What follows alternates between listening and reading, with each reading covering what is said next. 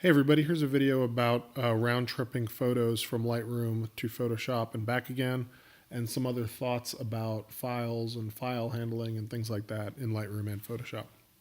So first things first, when you edit a photo in Lightroom, what happens is an entry is created in your LRCat, your Lightroom catalog file, that says, when I open this photo, make these changes to it. All right, so let's right click on this and say show in Finder. And you can see that this is located in a folder based upon date, and it's a 32 megabyte file. Whereas if I go to my Lightroom catalog, we can see my entire Lightroom catalog, all the changes I've made to all my photos, is only 33 megabytes taken together.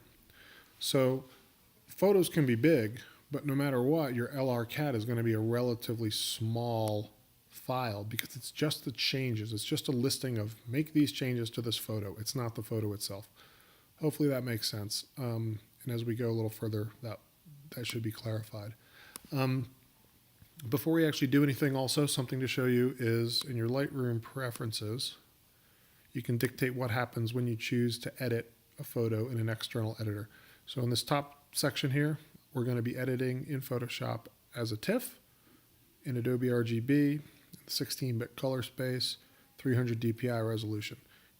You can do it as a PSD. PSD and TIFF are both just formats that handle layered photo files. Down at the bottom here is the settings for the file name that will be used when you save this file in Photoshop. I just use the original file name -edit. That gives me all the information I need.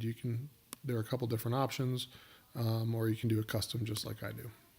All right, so let's go in here and do a quick little edit. We'll just do a crop.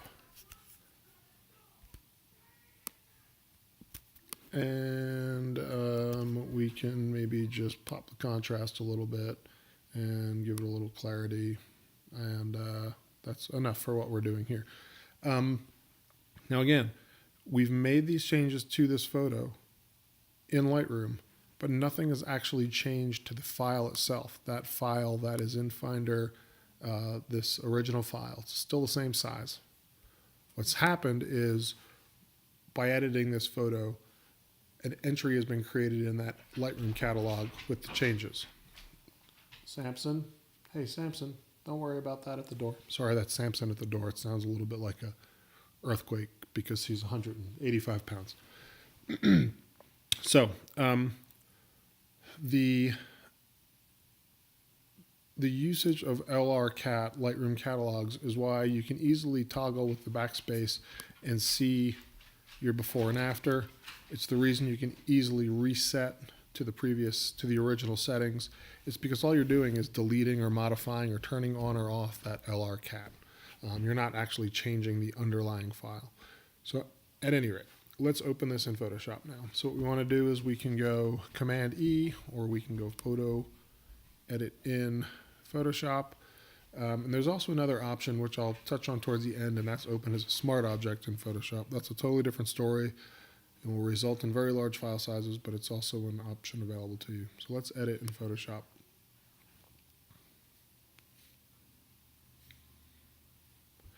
All right, so here we are in Photoshop. You can look at the file name up top here. It's still a DNG. We've done nothing to it. We haven't saved it. It's just open that file with the Lightroom changes in Photoshop. So first things first, background layer, and let's make a tiny change here that will enable us to tell the pictures apart. So let's just do let's just erase this little bit of snow nose that Saigon has. So we know that a photo without the snow nose is the edited Photoshop version, all right? So we're going to go ahead and save this now. An important note, don't do save as, just do a save, just Command S.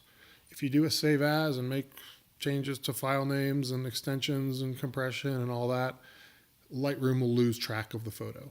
If you just do a save, Lightroom will keep it all organized for you. So Command S to save. And now you can see that the file name is 2562 edit TIFF, just like that custom file name I mentioned earlier. You can also see down at the bottom that this is a large file now. So let's just go back, let's close this and then go back to Lightroom. And it will open you up right on the edited one. You see, no snow nose. So this is our edit, 2562 edit TIFF. All right. If we go to the library and look at this view, you can see we now have the new version and the old version, the DNG and the TIFF. We can go into this DNG. We can totally reset it, and it's not going to have any impact on the TIFF file that we've edited in Photoshop. So now we have 2 copies of this file. Let's go into Finder again, and you can see here's the TIFF. It's a 388 megabyte file. The DNG is only a 32 megabyte file. All right, that's a pretty big difference. So it is important to have a process in place to handle archiving of photos and things like that when you are creating these second copies from Photoshop. Oh, Samson's excited again. There must be an animal outside. All right, off the sofa. Sorry about that. Oh, so the other thing I was going to show you was in Finder. If we go to Finder, if we open this and then we show it in the Finder, and we click on this DNG, well, my computer is set up to open DNG files in Photoshop, not in Lightroom. So if I click on that, it's going to open it in Photoshop in the raw editor. We can make all of our changes here that we want to, but it's not going to show up in Lightroom. It's going to disassociate this file from Lightroom. So don't do that. Don't go into Finder and open it. Use your Lightroom, use your library in Lightroom to open these files with that Command E. And then the other thing I was going to show you was, if we do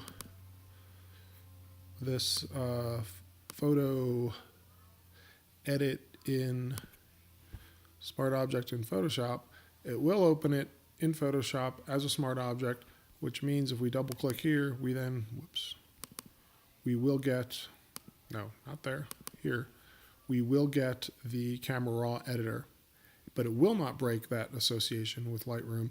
Therefore, it will work in your Lightroom library. That's an option. It does make a little bit larger file size. I don't know if it's necessary to do this. There's nothing you can do in Camera Raw that you can't do in Lightroom. Actually, that's not entirely true, but it's basically the same, and virtually everyone uses Lightroom as their raw editor these days. But I just wanted to show you that as an option. I'm gonna stop recording here because I got to figure out what's going on with Samson. But if anyone has any questions, let me know in the comments, and I'll do my best to answer them. Thanks a lot.